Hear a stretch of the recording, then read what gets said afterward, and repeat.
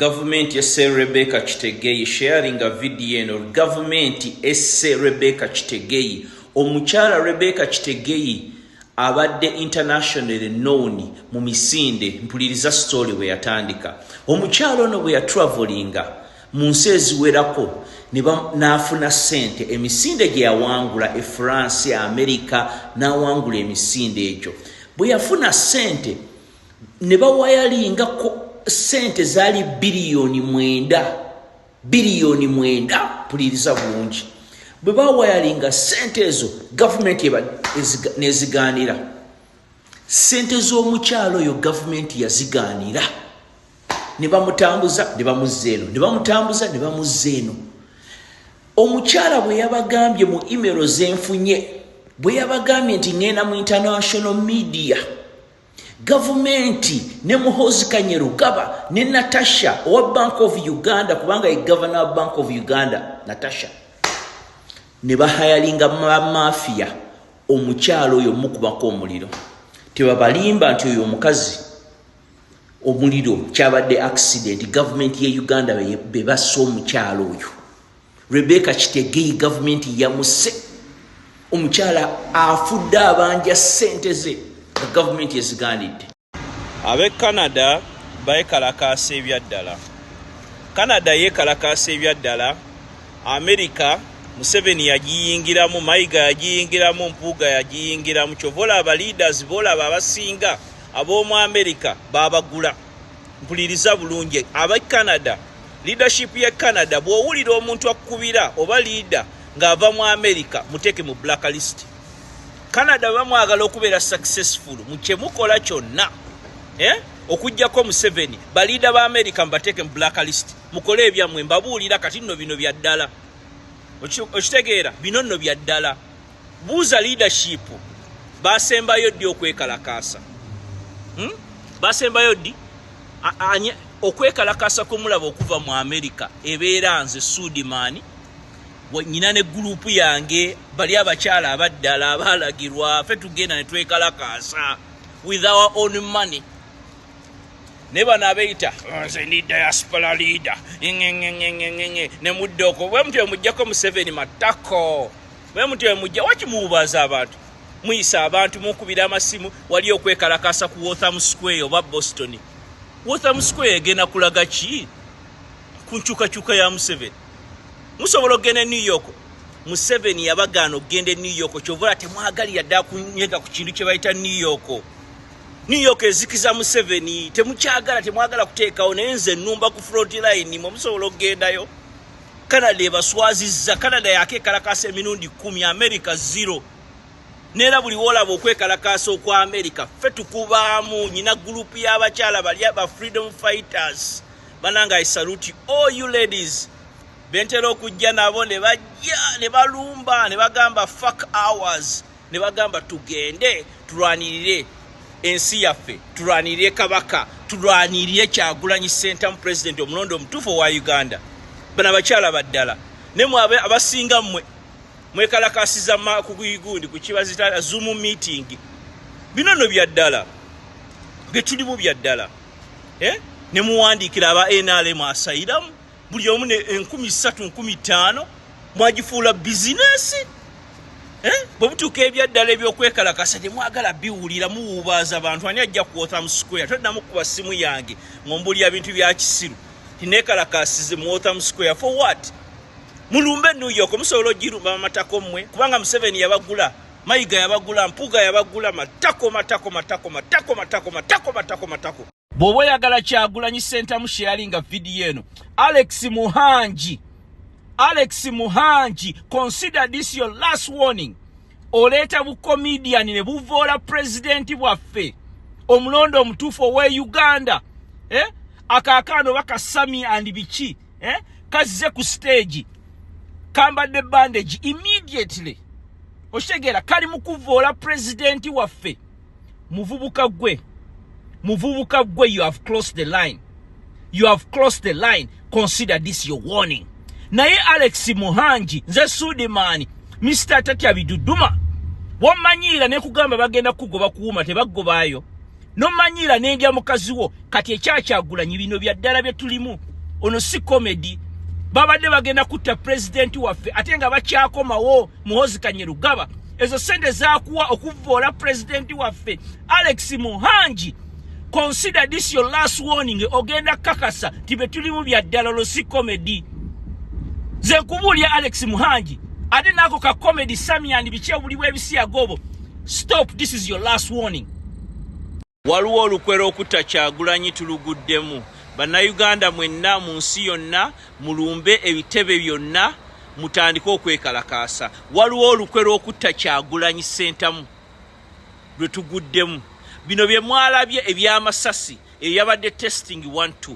Muhoozi Kanyerugaba alese tiimu y'ennyonyi namba ey'abasniper ne bakomando okusaanyawo obulamu bwa President Kyagulanyi. Bannange mugende mweyiwe ku street wonna mwekalakaasa, oba oli Dubai, oba oli Africa, South Africa, oba oli Kenya, London, UK, buli nsi yonna oba Asia, mweyiwe ku bitebe byonna mwekalakaase mukwate ebipande bya Kyagulanyi nga bebamukubyeko amasasi mwekalakaase ensi etegeera ekigenda mu maaso.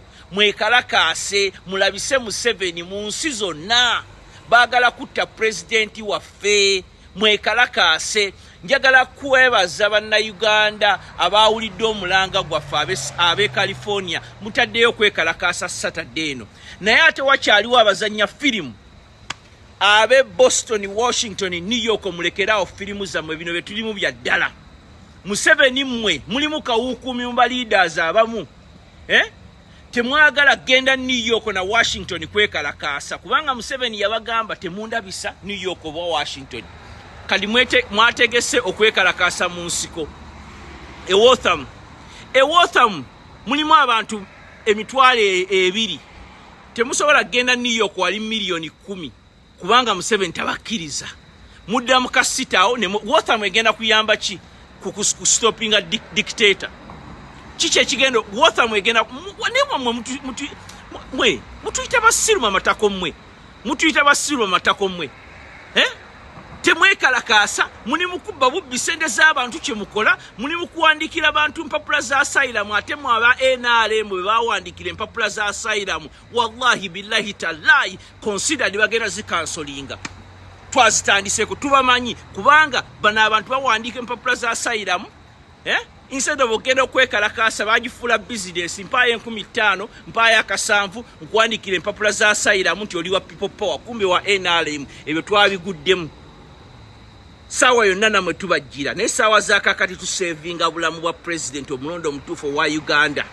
Mwekalakaase buli nsi mwekalakaase. Bannayuganda mweyiwe oba oli omu oba muli 2 oba muli 10 mwekalakaase. Mulabise Museveni ne mutabani we fake general dictator Muhoozi Kanyerugaba. Bannange nnyina ekibuuzo naye ba MP ba Nuupu mulekerawo tusiriwaza. Ba MP ba Nuupu mulekerawo tusiriwaza. Mwe mulabikako nga wali muli mu kamera buli wootegeera waliyo kamera ne bizunze ebitwe bisirumwa abasinga matako mmwe. Okitegeera mulekerawo tusiriwaza. Bino bya ddala bye twazzeemu. Ba MP ba Nuupu mulekerawo tusiriwaza. Mulabikako nga waliyo kamera. Go back to the ground. Mukole activism. Temuli ku ground mwe abasinga temuli ku ground. Mudde ku ground temujja buzinga waliwo kamera. Temujja buzinga muzze kwekubisa selfie wa president ne president waffe nkusaba muganda wange. Ba MP bagobe magere. Badde ku ground buli MP dda ku ground mukole activism. Temuli ku ground wadde n'akamumwe. Ne mulabikako mu kamera temugenda wadde ku TV kwogera interview tewali wadde omu kumwe agendako n'akyaliyako radios ne mulabika wamu nga mutegedde waliwo kamera emagere nga mujja. Olutalo lwa Nyamutoolo muluwulidde ne Kabando wa PLU lwe lutalo oluliko saawa za kaakati. Saawa za kaakati ku information gyenfunye ku bantu abali close to Nyamutoolo. Nyamutoolo awoninze Kabanda n'amugamba nti neesonyiwa ku bigambo by'oyogera nti nno nakusiiga enziku. Ennaku zino Kabanda wa PLU abadde mu ddwaliro nga bamujjanjaba enziku gye yalwala. Naye Kabanda agamba yagijja wa Nyamutoolo kubanga Kenzo si yekka ya Nyamutoolo. Nyamutoolo kuva dda yene Kabanda bali bwe bati nero omwana gwayina wa Kabanda agenda n'atwalayo n'agenda omanyi ye Kenzo yasigala waka kwoza bintu is a faded artist takyalina byakukola ayoza buyozi bintu kati Nyamutoro abeera aba bouncing around kati sawa zakakati Kabanda agamba nti nno Nyamutoro yamusiga enziko Nyamutoro amugambye lekerawo ebigambo byo ebyotambuza abe London bannange one love mwebale kwekalakasa abe London mwana mwebale kuvayo in large numbers ne mwekalakasa aba California leero Saturday naffe tujja tugenda kubeera California ne South Africa mwebale kwekalakasa the football match baganda bangabe Kenya mwebale kwekalakasa Tanzania mwebale kwekalakasa namwe ensendale zikyebase mwekalakase tugobe dictator mu nsi yaffe kubanga bo mission yaabwe bagala turulinga for life bannange tugobe obwavu mu Uganda tukole enguudo amalwaliro gabeeremu eddagala bannange gabeere ngeno gye tuli ssaawa za kakati. We need a new Uganda. We are tired of the old Uganda. Kaguta must go, Muhoozi must go, everybody must go, the whole family must go. Museveni akubiddwa pressure sharing a video eno.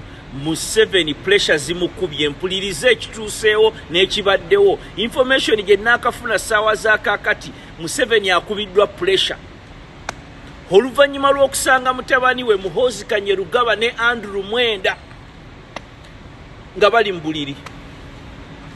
Museveni asanze Muhoozi Kanyerugaba ne Andrew Mwenda mu buliri. Pressure ne zimukubirawo ye information gye nakafuna ssaawa za kakati. Jjukira nti Andrew Mwenda abadde ne Kenzo ye mukazi wa Kenzo kati yadduse wa Muhoozi Kanyerugaba. Museveni abeekwatidde